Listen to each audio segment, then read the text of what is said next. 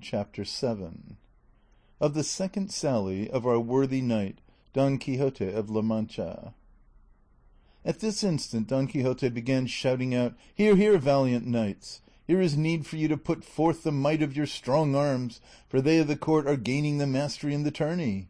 Called away by this noise and outcry, they proceeded no farther with the scrutiny of the remaining books, and so it is thought that the Carolea, the Lion of Spain, and the Deeds of the Emperor, written by Don Luis de Avila, went to the fire unseen and unheard, for no doubt they were among those that remained, and perhaps if the curate had seen them they would not have undergone so severe a sentence. When they reached Don Quixote he was already out of bed, and was still shouting and raving and slashing and cutting all around, as wide awake as if he had never slept. They closed with him and by force got him back to bed, and when he had become a little calm, addressing the curate, he said to him, "Of a truth, Señor Archbishop Turpin, it is a great disgrace for us who call ourselves the 12 Peers so carelessly to allow the knights of the court to gain the victory in this tourney, we the adventurers having carried off the honour on the 3 former days." "Hush, gossip," said the curate. "Please God, the luck may turn, and what is lost today may be won tomorrow. For the present, let your worship have a care of your health, for it seems to me that you are over fatigued, if not badly wounded." "Wounded, no," said Don Quixote, "but bruised and battered no doubt, for that bastard Don Roland has cudgelled me with the trunk of an oak tree, and all for envy, because he sees that I alone rival him in his achievements. But I should not call myself Reinaldos of Montalvan did he not pay me for it in spite of all his enchantments as soon as I rise from this bed. For the present let them bring me something to eat, for that I feel is what will be more to my purpose, and leave it to me to avenge myself." They did as he wished. They gave him something to eat, and once more he fell asleep, leaving them marvelling at his madness. That night the housekeeper burned to ashes all the books that were in the yard and in the whole house, and some must have been consumed that deserved preservation in everlasting archives, but their fate and the laziness of the examiner did not permit it, and so in them was verified the proverb that sometimes the innocent suffer for the guilty. One of the remedies which the curate and the barber immediately applied to their friend's disorder was to wall up and plaster the room where the books were, so that when he got up he should not find them, possibly, the cause being removed, the effect might cease, and they might say that a magician had carried them off, room and all, and this was done with all dispatch. 2 days later Don Quixote got up, and the first thing he did was to go and look at his books, and not finding the room where he had left it, he wandered from side to side looking for it. He came to the place where the door used to be and tried it with his hands, and turned and twisted his eyes in every direction without saying a word. But after a good while he asked his housekeeper whereabouts was the room that held his books. The housekeeper, who had been already well instructed in what she was to answer, said, "What room or what nothing is it that your worship is looking for? There are neither room nor books in this house now, for the devil himself has carried all away." "It was not the devil," said the niece, "but a magician who came on a cloud one night after the day your worship left this, and dismounting from a serpent that he rode, he entered the room, and what he did there I know not, but after a little while he made off, flying through the roof, and left the house full of smoke, and when we went to see what he had done we saw neither book nor room, but we remember very well, the housekeeper and I, that on leaving the old villain said in a loud voice that for a private grudge he owed the owner of the books and the room he had done mischief in that house that would be discovered by and by. He said, too, that his name was the sage Muñaton." "He must have said Friston," said Don Quixote. "I don't know whether he called himself Friston or Friton," said the housekeeper. "I only know that his name ended with ton." "So it does," said Don Quixote, "and he is a sage magician, a great enemy of mine, who has a spite against me because he knows by his arts and lore that in process of time I am to engage in single combat with a knight whom he befriends and that I am to conquer, and he will be unable to prevent it, and for this reason he endeavors to do me all the ill turns that he can. But I promise him it will be hard for him to oppose or avoid what is decreed by heaven." "Who doubts that?" said the niece. "But, uncle, who mixes you up in these quarrels? Would it not be better to remain at peace in your own house, instead of roaming the world looking for better bread than ever came of wheat, never reflecting that many go for wool and come back shorn? "O niece of mine," replied Don Quixote, "how much astray art thou in thy reckoning! Ere they shear me, I shall have plucked away and stripped off the beards of all who would dare to touch only the tip of a hair of mine." The two were unwilling to make any further answer, as they saw that his anger was kindling.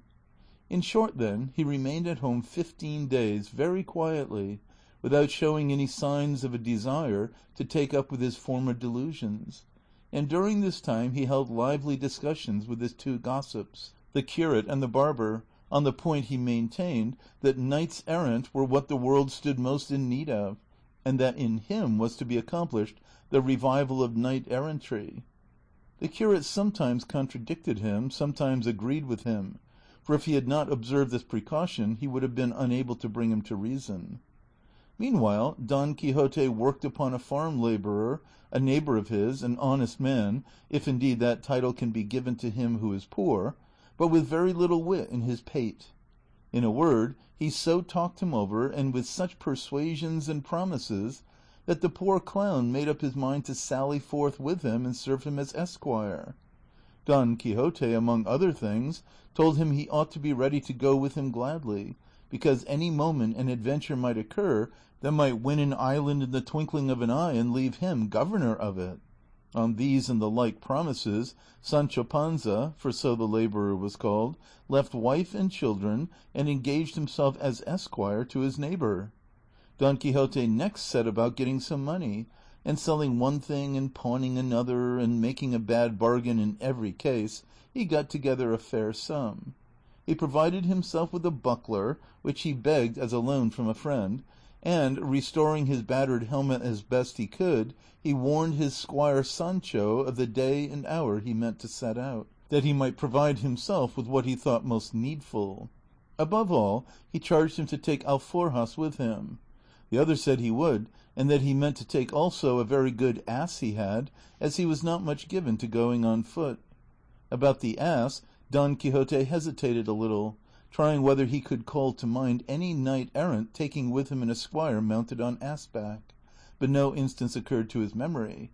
For all that, however, he determined to take him, intending to furnish him with a more honourable mount when a chance of it presented itself, by appropriating the horse of the first discourteous knight he encountered.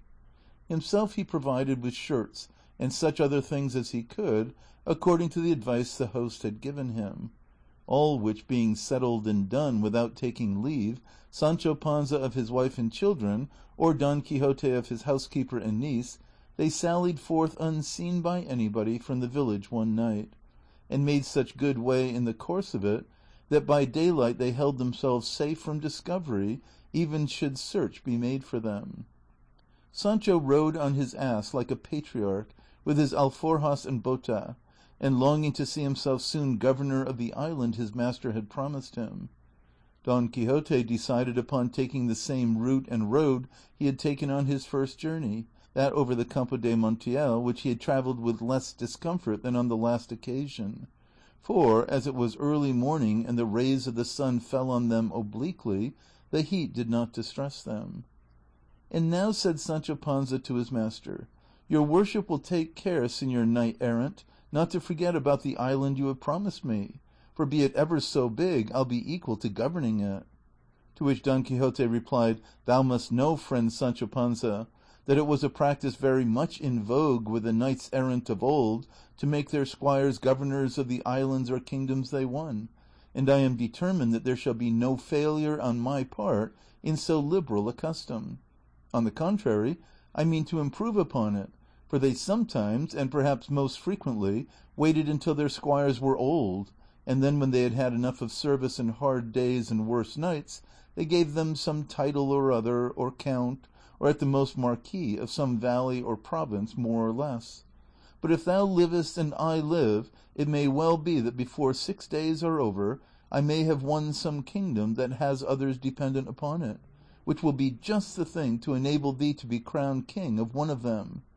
Nor needst thou count this wonderful, for things and chances fall to the lot of such knights in ways so unexampled and unexpected that I might easily give thee even more than I promised thee." "In that case," said Sancho Panza, "if I should become a king by one of those miracles your worship speaks of, even Juana Gutierrez, my old woman, would come to be queen, and my children infantes." "Well, who doubts it?" said Don Quixote. "I doubt it," replied Sancho Panza, "because for my part I am persuaded that though God should shower down kingdoms upon earth, not one of them would fit the head of Mari Gutierrez. Let me tell you, senor, she is not worth 2 maravedis for a queen. Countess will fit her better, and that only with God's help." "Leave it to God, Sancho," returned Don Quixote, "for he will give her what suits her best.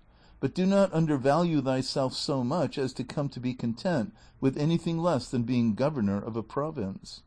"I will not, senor," answered Sancho, "especially as I have a man of such quality for a master in your worship, who will be able to give me all that will be suitable for me and that I can bear."